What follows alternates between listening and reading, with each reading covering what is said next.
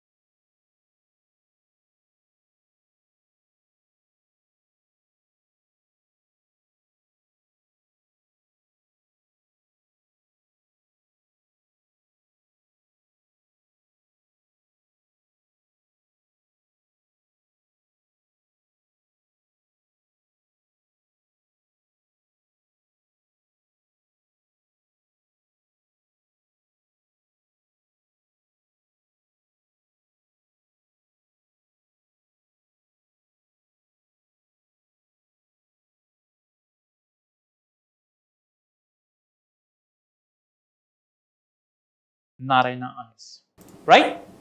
So, if I talk about the topics of the day, so these are the four topics that we shall be discussing in today's video, right? The first topic, an alliance of democracies with India at its core, is taken from Hindu page number 8. Now, this article highlights the importance of democratic nations coming together to counter the challenges posed by non-democratic countries, or rather autocratic countries. The second article is taken from Hindu paper text and context page number 3. Now in this article we shall be highlighting, or we shall be understanding the impacts of rupee weakening. That is, what are the impacts when a rupee depreciates, or rather when a rupee appreciates. The third topic is taken from Hindu page number 10. Now, here in this article, we shall be discussing how India and Singapore are coming together, collaborating to enhance their bilateral relationship by investing in the manufacturing of semiconductor industry in our country.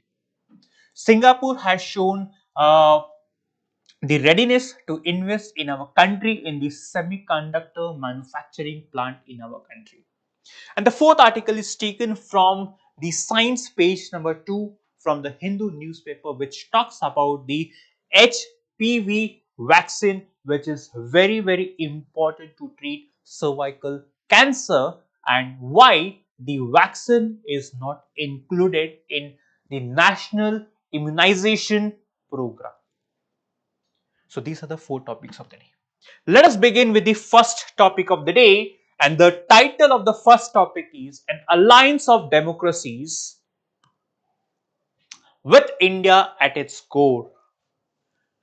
So, as I told you, we shall be focusing on how India and EU can strengthen their relationship. Which are the different dimensions in which both India and EU can cooperate, can come together to strengthen the bilateral relationship.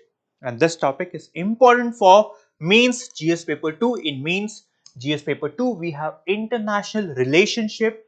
Under IR, we have bilateral, global and regional groupings subtopic, right? So, now this was a question asked in the year 2021. The new tri-nation partnership, AUKUS stands for Australia, United Kingdom and United States, is aimed at countering China's ambitions in the Indo-Pacific region. Is it going to supersede the existing partnerships in the region? Discuss the strength and impact of AUKUS in the present scenario. So this is a question. Questions of this nature are asked, and that's the reason it is important to understand the overall geopolitics to address such type of questions. So let us try to understand the context first. What is the context? As I told you, that the author of the article tries to suggest that the democratic countries should come together. Why? To stem, that is to prevent The rise of autocratic nations. Autocratic nations are those nations where the rule of law is absent or the rule of law is not followed in letter and spirit. There's domination of one leader, one political party, no elections. Right? And that's the reason it is very important that, right, India and EU should come together to foster, that is to form what? Democratic alliances. Right? Now, the author also tries to highlight that it is very important to redefine redefine the India EU relationship, which means the India EU relationship should go beyond FTA and should focus on geostrategic issues. Geostrategic issues like the challenges arising because of countries like North Korea, China, Russia. Right? And yes, in the same light, the author focuses or highlights that it is important for India and EU to focus on geostrategic priorities like economic security, economic security, defense cooperation, defense cooperation, emerging technologies, space exploration,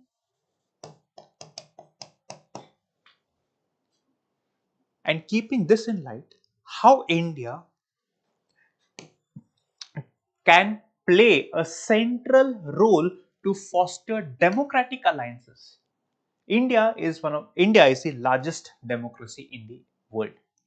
So how India as a country can play an important role in order to ensure that all democratic nations are coming together so as to counter the challenges posed by countries such as Russia and China.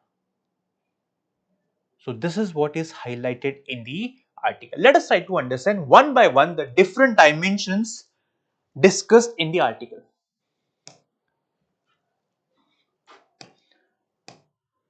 So the first point is, right, the author highlights the fact that India-EU relationship is traditionally defined by the FTA negotiations. FTA stands for Free Trade Agreement, which means whenever things are exported and imported from India and EU, between India and EU, when the products are imported and exported, there should be no tariffs. There should be no tariffs. Free trade, which means India should not impose taxes for the goods coming from Europe, and Europe would not impose taxes on the goods exported from India to Europe. However, this negotiation started 17 years back and still FTA is yet to be signed between India and the EU. Right? Now, the author tries to highlight the fact that when it comes to FTA, it is more about rhetoric. Rhetoric is big talks, large claims, but zero in action. When it comes to action, the action part is missing when it comes to FTA. And that's the reason the author highlights the fact that it is important for India EU to move beyond FTA and focus on the geostrategic issues such as how India and EU can cooperate in emerging technologies, defense cooperation, right? So it is important to move or take the relationship beyond FTA, right?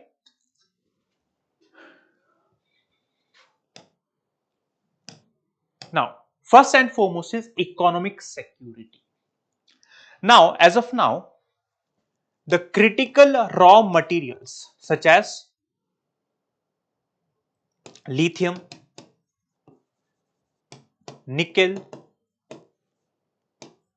Now, these are the raw materials very important in the modern industries, right? As of now, these critically raw materials are dominated by few countries. They are only dominated by few countries such as China. So China is one country which dominates in the mining, then refining, and then supply of raw materials. For example, when it comes to modern industries such as semiconductor industry, electric vehicles, the Western countries are dependent on China for the raw materials. So China is one of the dominant players in the supply chain of raw materials. So what if China stops exporting the raw materials to the Western nations? So many industries dependent on the raw materials, their operation will come to a halt. There will be no work, and that's the reason it is important to diversify these sources of raw materials.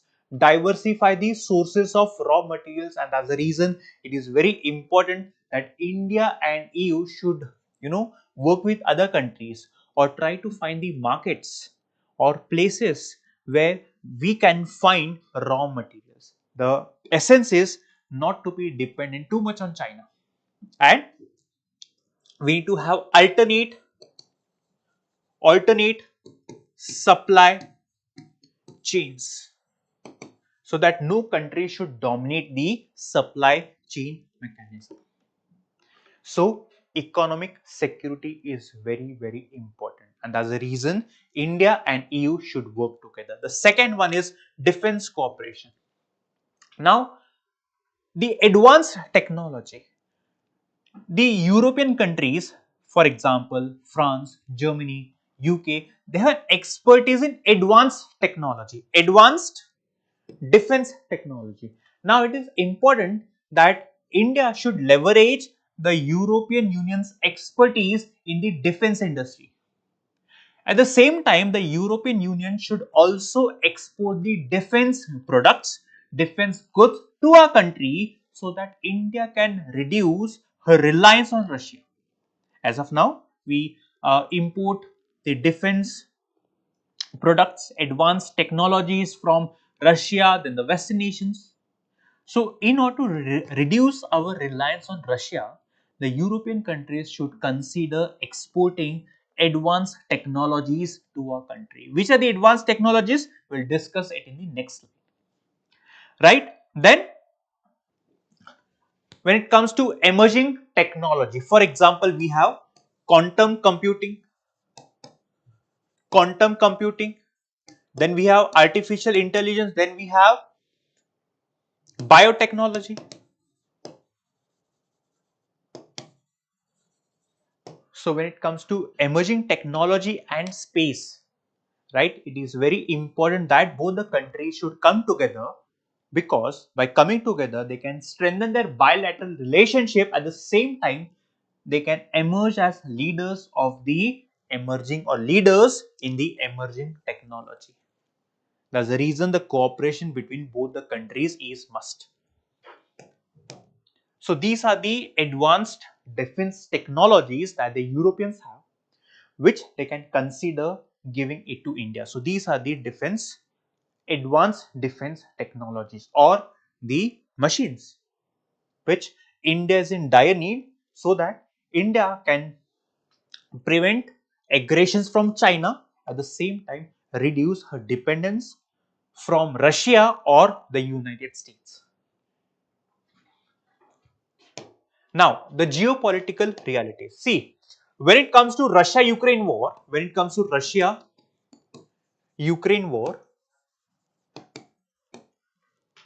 European Union has criticized the Russians heavily, and India has taken a neutral stance. Which means India did not criticize Russia, nor it supported Russia's claims against Ukraine. India took a neutral stance. Why? Because here our foreign policy was pragmatic, which means when it comes to Russia, India has historical connections with Russia. And that's the reason India could not afford to spoil her relationship with Russia by criticizing the policies of Russia against Ukraine, given the historical connection we have with Russia. At the same time, look, when it comes to China, we have border disputes with China. We have so many issues with China. But at the same time, our economic engagement with China is growing, is increasing. This reflects a pragmatism or practical approach in our foreign policy. At the same time, even the European Union is heavily dependent on China. Even they are criticized for being too much dependent on China. And that's the reason it is very important that India and EU should reconcile, should understand the realities, should come together so as to ensure how their coordination, their collaboration can thwart or can counter the challenges posed by Russia and China. This is the geopolitical realities, right? Now, if I talk about the economic and security partnership, again, trade, trade and investment is very important between India and the EU. For example, so let me just show you the numbers. In 2022, the total trade in goods between EU and India amounted to 120 billion. EU is India's second largest trading partner. India ranks as the EU's third largest trading partner. So these are some numbers, right? I want you to please download the PDF from the comment section. The link is available in the comment section. Download the notes and please note down the data with respect to India and the EU trade and investment figures, numbers, right? So these are the trade related data. Then we also have the investment data. This highlights the importance of enhancing the trade relationship between India and the EU. Why? One, so as to diversify the resources, at the same time ensuring that the democratic nations are coming together to counter the challenges posed by the autocratic regimes. We have China, we have Russia, then many countries in Middle East, Africa, etc. Now, talking about defense and Quad collaboration. Now, India was designated as US major defense partner, major defense. So, India is United States major defense partner. At the same time, India is a member of Quad. What is Quad? It's a strategic dialogue mechanism between four countries. One is India, Australia, Japan, and the US. The purpose is to come together so as to counter the challenges posed by China. Now, the European Union should coordinate, should complement these efforts, work with India so as to ensure that we can counter the challenges in the Indo-Pacific region. Now, this Indo-Pacific region, or let's say the Indian Ocean, is very important for trade. To ensure seamless trade in the Indian Ocean region, to ensure China does not dominate the Indian Ocean region, it is important that India and the EU should come together. So, the European Union can integrate the investments coming from European Union in India's defense industry. So it is important for the EU to integrate the investments in India's defense industry. So India emerges as a very strong, powerful defense player so as to counter the threats coming from different regions, be it from Pakistan, China, Russia.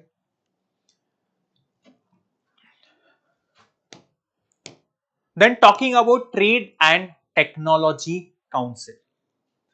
Now this Again, Trade and Technology Council is a again initiative undertaken by or between India and the EU to focus on technology. For example, we have artificial intelligence. So, these are the list of emerging technologies. So, it is important that both India and EU should collaborate on emerging technologies so that the democratic nations can emerge as leaders in the emerging technologies. Right? Now, if I talk about the technological competition with China, right, of the 64 emerging technologies, we just have seen the list of emerging technologies, right? So, of the list of 64 emerging technologies, China dominates 57. China dominates in 57 emerging technologies. That's the reason it is important for both India, EU and the US to pool the resources. We have to club the resources so as to ensure that the innovation remains in the hands of the democratic nations. And so it is important for these nations to collaborate in research, development, so that we can outpace China, so that we can throw China back and emerge as leaders in emerging technologies. As of now, China is the leader. So we have to collaborate in research, innovation, etc. to outpace China. Then most importantly, it is very important to strengthen people to people ties. People to people, that is by promoting cultural and educational partnerships. And this can be promoted through scholarships, then student exchange program. At the same time, collaborative research initiatives so as to ensure that the people to people ties between both the countries are strengthened, and India can also deepen mutual understanding and cooperation between India and the EU. So all in all, it is important for both the nations to come together, to get all the democratic nations to come together to ensure that all the challenges rising from the dictatorial governments, autocratic governments are countered, right? Countered effectively by collaborating in various areas. This is the essence of the topic. I hope you understood the importance of collaborating between the democratic nations so as to counter the challenges posed by the dictatorial governments. This is the first topic. I hope you understood the first topic, right? Now, this is the second topic, the impacts of rupee weakening. So, we'll understand the impacts of rupee weakening, what essentially one means by rupee weakening. And this is important for GS paper 3, Indian economy and issues relating to planning, growth, development, right? So, this was a question asked: which among the following steps is most likely to be taken at the time of economic recession? So, a similar question can be asked with respect to implications of the rupee depreciating, right?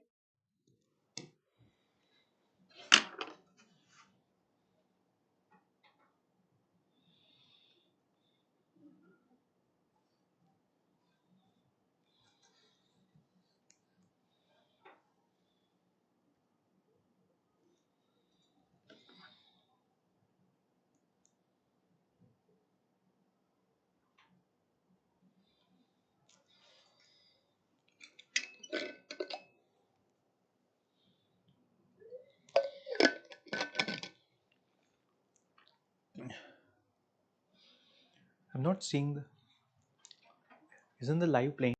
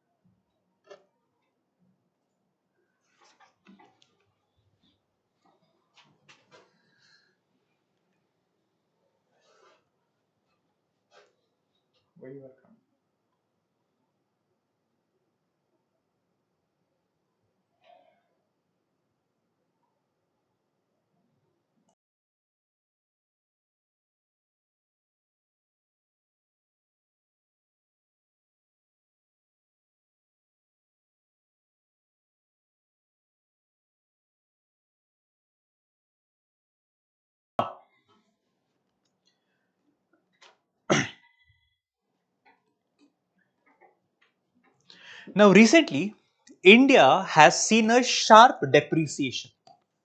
India has seen a sharp depreciation of Indian rupee against the US dollar. Now, this has raised concerns or questioned the policies the Indian policymakers are framing with respect to the exchange policy. The exchange policy. What is exchange policy? $1 equal to rupees 80 is the exchange rate. This is referred to as exchange rate. So, as the rupee is depreciating, the questions are raised regarding the policies the Indian government is framing with respect to the exchange rate. Though the article talks about the evolution of the exchange policies in our country, but here in this article we shall be focusing only and only on the implications of rupee depreciation. So first and foremost, let me explain you the difference between rupee depreciation and rupee appreciation. Let's say the current exchange rate, the present exchange rate is $1 equal to 80 rupees. This is the present exchange rate. Now, when $1 becomes rupee 90, this is referred to as depreciation. This is referred to as depreciation, which means the dollar is getting strong, the dollar is strengthening, and the rupee is weakening. And when $1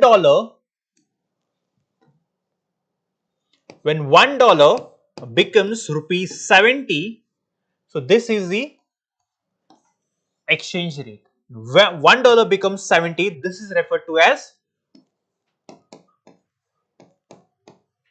appreciation. This is referred to as appreciation. Now here the rupee is getting strong, the rupee is getting weak, right? I hope you understood the difference between depreciation and appreciation. Now let us try to understand the impacts of depreciation. We have discussed that recently, after a long stability, the Indian rupee is depreciating. The rupee is getting weak.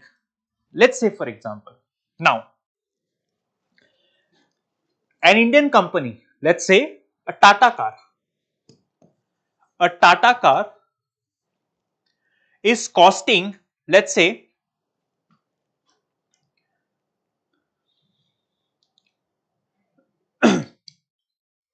3 lakhs, and assume 3 lakh equals, let's say, $100, or let's say $1,000, right? Assume $100,000 is 3 lakh rupees. Now when the rupee is depreciating, or let's take a simple example. I'll give you a simple example. Let's say one pen is worth rupees 80, which means to manufacture this pen, including each and every expenses, including my profit margin, I'm selling this pen for 80 rupees. I'm selling this pen for 80 rupees.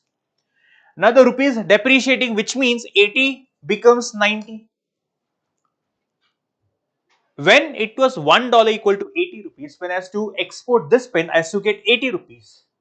But now, when the rupee or when the rupee is depreciating, right, 80 becomes 90. When I'm selling this pen, I'm getting 90 rupees, which means the profit for me, which means rupee depreciation would help.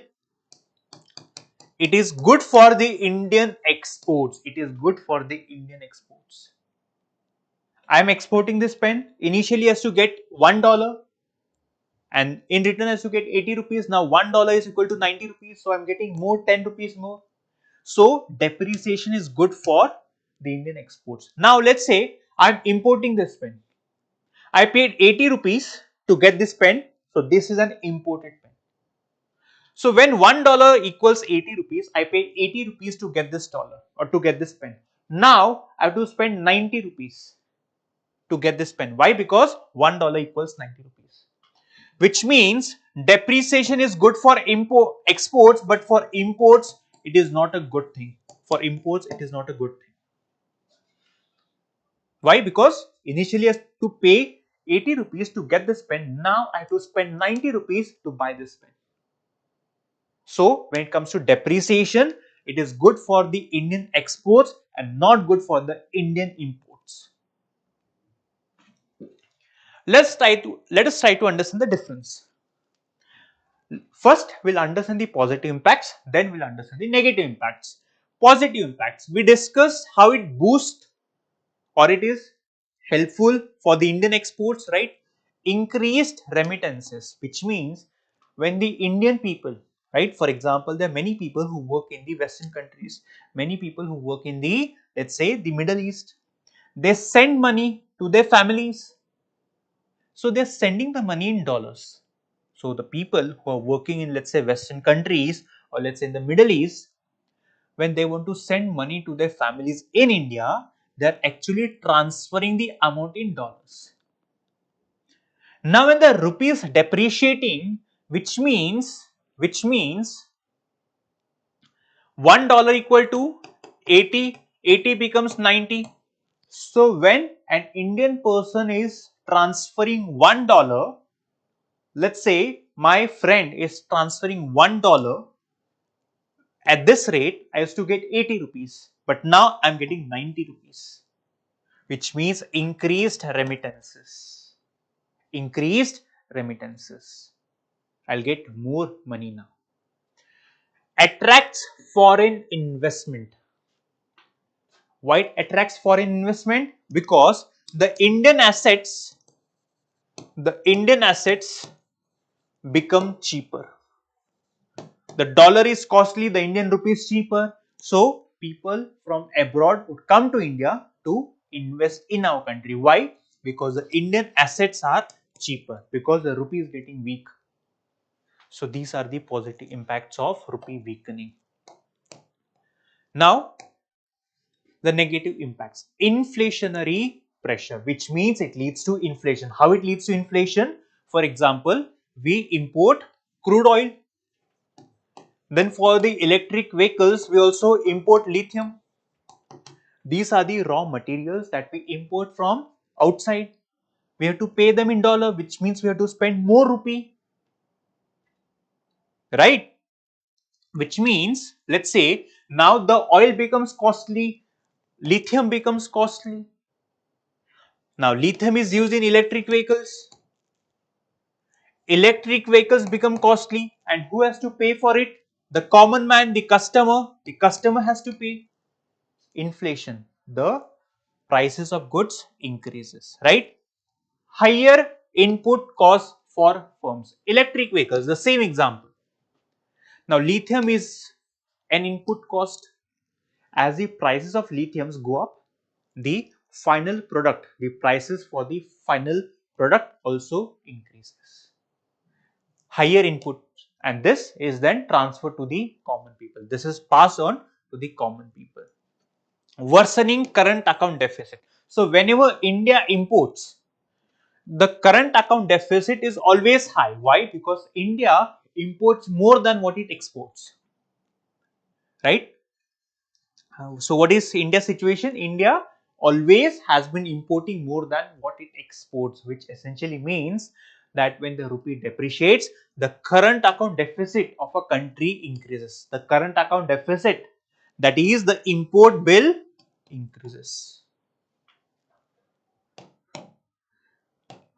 Rising debt burden. Now, debt burden, which means whenever India takes a loan from a foreign country, we have to repay the amount back. Now, when the rupee weakens, which means we have to spend more for the debt repayment. For the debt repayment. Adverse impact on consumers. Why? Because if the cost of imported materials, if the cost goes up, the cost will be passed on to the consumers. So, if the fuel, if the oil gets expensive, then the petrol becomes expensive. This will hurt the Indian pocket. This will hurt the Indian pocket, which means it will decrease the purchasing power capacity. So, these are the negative impacts. So, we understood positive impacts, also negative impacts. I hope you understood both the positive as well as negative impacts. Now, the third article. Singapore to help India's semiconductor industry. Will understand about the semiconductor industry, important for prelims as well as mains GS paper 3. So, this was a question asked in the year 2014. Please go to the question. Now, the context. What is the context? The context is that India and Singapore, right? India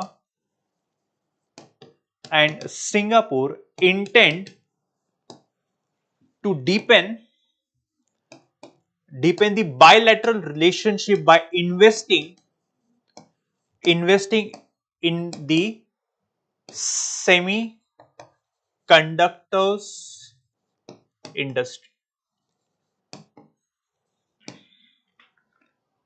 Singapore has shown readiness to invest in our country in the manufacturing of semiconductors plant. This is the context. So, first and foremost, what is semiconductor? It's a material. It's a material that manages the flow of electricity. So, conductor is a device through which electricity passes. An insulator is a device that blocks the passage of electricity. Now, semiconductor is a one unique material such as silicon or gallium arsenide that has conductivity between that of conductor and insulator, which enables it to control the flow of electricity. The applications, so we use the chips, semiconductor chips in electronics, microprocessors, memory chips, sensors, telecommunication, automotive, healthcare, renewable energy, etc. So, please remember the definition of semiconductor, the application, because such questions are asked in the UPSC examination. So, I want you to remember the definition of semiconductor and the application part. So, this becomes very important for your prelims examination. Now, what is the current status? India's semiconductor consumption is valued at $40 billion as of 2023, and it is projected to grow to $140 billion by 2032. As of now, we are heavily dependent on countries such as China, Taiwan, Japan, South Korea. We rely heavily on imports, right? So, India is an emerging market with untapped potential but lacks domestic manufacturing capability, which means we do not have the technology to manufacture semiconductors domestically in our country. So, which are the countries who are the leaders in the semiconductors? One, we have Taiwan, South Korea, right? Taiwan, South Korea and the USA are the leaders in these semiconductors. Even India aims to emerge as a leader in the semiconductors industry. So, these are the initiatives launched by the government of India to ensure that the domestic manufacturing of semiconductor grows or increases. One is the semiconductor mission launched under the production linked incentive. So what is this PLI scheme? The PLI scheme, this is a scheme introduced by the government to incentivize the companies who manufacture in our country. So all those companies who show readiness to invest in our country, the government incentivizes in the form of, let's say, less tax, cheap land, raw materials, etc. Then we have design linked incentive. It focuses on creating a design ecosystem by incentivizing chip design. So the companies who are investing in the design of chips, again the government incentivizes by taking less tax from these companies. Then we have the National Policy on Electronics 2019. This aims to make India a global hub. Then we have R&D and skill development. These are the initiatives, right? And in order to ensure, or in order to ensure that India emerges as a leader in the semiconductors industry, India emerges as a leader in the semiconductors industry, India and Singapore have signed an MOU agreement in the year 2024 so as to ensure that India develops a robust semiconductors industry in our country. So the Singapore will share the knowledge, will share the expertise, will train the Indian people, will also transfer the technology to our country. So this is what is decided between India and Singapore, and this will of course strengthen the relationship between India and Singapore, right?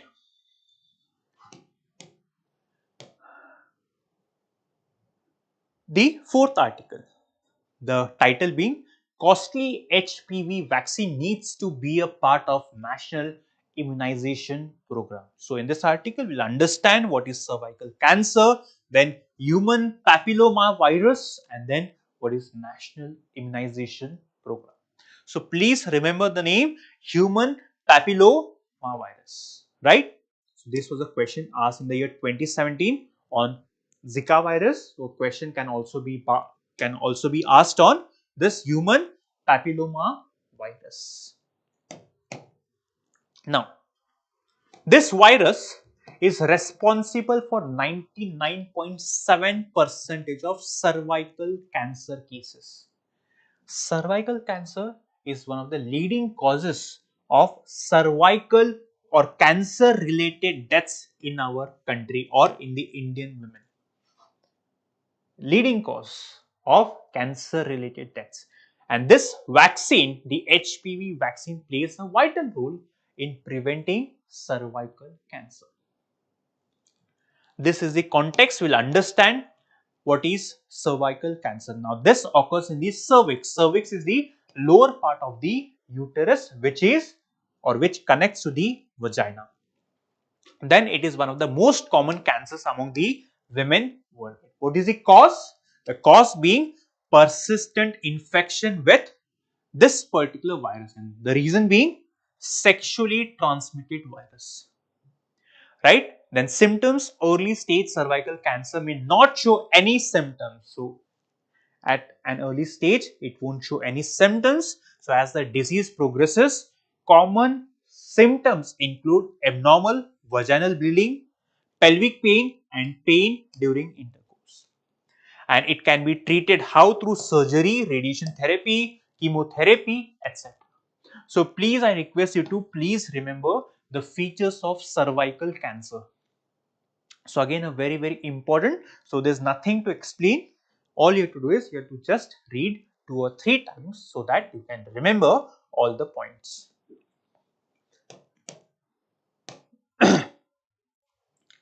Now about the human papilloma virus. So this HPV is a group of more than 200 related viruses. Some types, right, can cause warts on the skin or genital warts. It is primarily transmitted through direct skin to skin contacts, very important for your prelims examination. skin to skin contacts including sexual contact. Most sexually active individuals will be exposed to HPV at some point in their lives, right? Then while the HPV infections are harmless, certain high risk strains can lead to cancer. And that's the reason we have vaccines which can prevent the uh, cause or which can prevent the cervical cancer. Then we'll understand what is National Immunization Program. This was introduced in the year 1978. So all these points are very important for your prelims examination. By which ministry? Ministry of Health. Why? To provide immunization, that is protection for the prevention of vaccine preventable disease. Objective to ensure every child in India receives protection against which viruses? Smallpox. So these are the diseases. Right. So vaccines are offered under this NIP program for these diseases. And they're offered to whom? Infants, children and pregnant women. So each and every point. So this is factual. You have to simply read it 2 to 3 times to ensure that you remember each and every point. Then the NIP is implemented under the Universal Immunization Program, which targets all the children under 2 years of age and pregnant women. So very, very, very important point for your prelims examination. So these were some factual information which you had to remember. All you have to do is just before the examination, simply go through such topics which are more factual in nature, right? So that's it. So these are the 4 topics of the day. And then we have few practice questions. Now the question is on EU-India partnership to address critical geostrategic priorities in the context of global democratic alliances. Discuss the key areas of cooperation. So again, here in the introduction, highlight the importance of redefining the India-EU relationship in the context of growing challenges from the autocracies or other dictatorial governments. Then in the body, highlight the areas where both India and EU can cooperate. One is emerging technologies, economic security, defense cooperation, then people to people cooperation, which is referred to as soft diplomacy, right? And then highlight, then again in the conclusion you can highlight the challenges, right? Challenges being that the trade is not to the mark, right, as it should have been.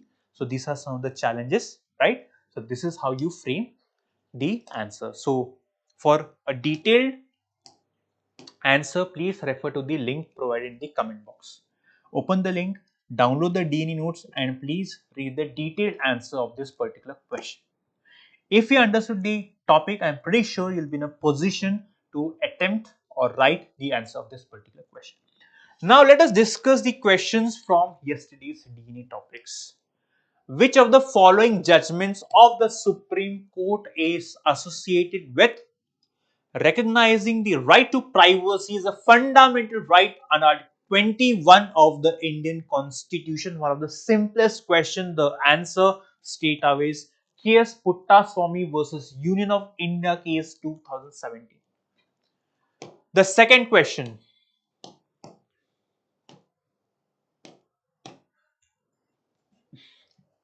Noter, a land policy recently discussed in context of Ladakh refers to which of the following? Here what the government does is the government allocates the wasteland and registers it in the name of the local people. So a scheme to allot government owned wastelands to local residents for cultivation. Yes, this is the answer for the second question. Then Nagarhole Tiger Reserve shares its southern boundary with which of the following wildlife sanctuaries? Again, it's a factual one. So the correct answer is Wayanad Wildlife Sanctuary. And then these are the questions from today's DNA. I request you to please open the link, open the quiz link in the comment box. Attempt the answers. If you understood the topics, I'm pretty sure will be in a position to answer these questions. I request you to attempt the questions and post your score in the comment box. Right? So that's it from today's DNA. Thank you so much for watching, and before you end the video, I request you to hit the like, share and subscribe icon. Thank you so much.